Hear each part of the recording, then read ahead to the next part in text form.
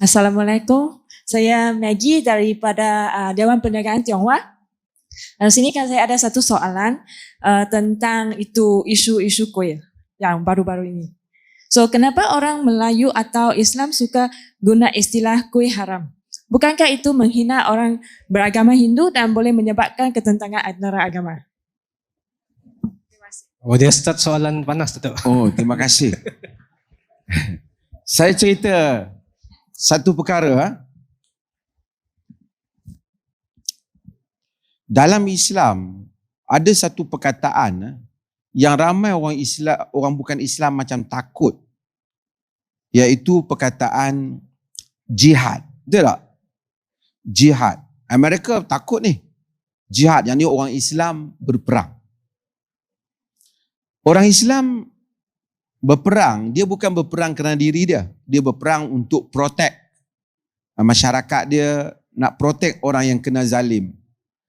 Nak protect orang-orang yang kena tindas. Nak bela mereka. Tapi salah satu tempat yang bila berlaku peperangan dalam Islam, Islam jaga supaya jangan musnah. Sebab itu kena ada jihad supaya tempat itu tak boleh musnah, ialah rumah ibadat orang bukan Islam. Kan? Dalam Quran dia panggil surah Al-Hajj. Allah kata walaula daf'ullahin nasu ba'duhum bi ba'd lahuddimat sawami'u wa biya'un wa salawatun wa masajidu yuzkaru fiha ismullahi katsira wa la yansurannallaha man yansuruh innallaha laqawiyyul aziz. Ini teks Quran yang dalam bahasa Arab. Maksudnya apa? Maksudnya jika Tuhan tak jadikan manusia ini sentiasa berbantah, yakni mesti ada pertarungan, kerana orang ada yang nak buat jahat, bukan semua orang buat baik.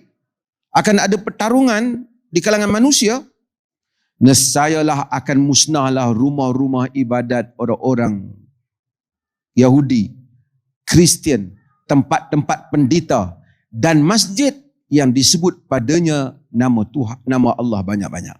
Maksudnya apa? Tujuan peperangan untuk protect semua tempat ni. Protect masjid, protect gereja, protect sinagog, protect juga kuil, protect semua tempat supaya jangan dimusnahkan. Okey. Itu daripada mana? Quran. Second, dalam Islam kalau berlaku peperangan, antara orang yang tak boleh dibunuh, kalau perang tak boleh bunuh, ialah orang-orang yang berada di rumah ibadat mereka. Cannot be killed. Tak boleh dibunuh. Dan ini arahan Nabi Muhammad sallallahu alaihi wasallam. Kan? Orang-orang ashabus sawami' dia panggil. Mereka yang duduk di rumah-rumah ibadat tak boleh dibunuh. Maksudnya kalau orang tu kita perang masuk satu kawasan, tengok ada padri di gereja, don't touch him. Tengok ada sami di kuil, don't touch him. So Islam tak ada isu dengan ni. Tapi mana datang isu kuil haram?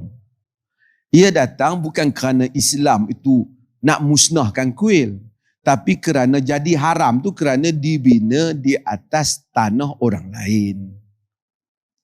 Rumah, kita kata rumah haram kerana satu, bukan rumah tu kita anti kerana orang tu ada rumah. Tapi bila dia bina rumah di tanah, bukan tanah dia, di tanah yang salah, di tempat yang salah, dia ambil tempat orang, maka kita kata rumah haram. Kita katakan kedai makan, gerai haram kerana pergi ambil tanah kerajaan ataupun tanah kita.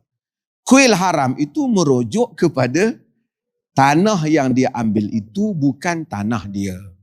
Kalau kuil itu memang tanah dia, dia yang bina, dia yang beli, tidak ada siapa boleh ganggu dia dan orang Islam pun tak boleh ganggu dia.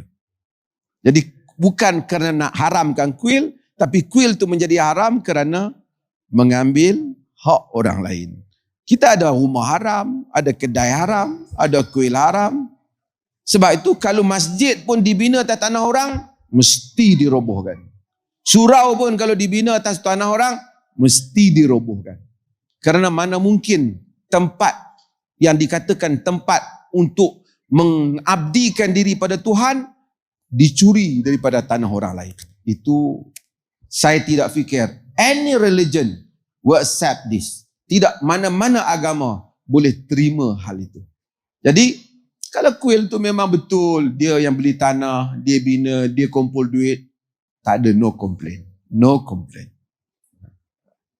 Okay. Clear? Okay, terima kasih.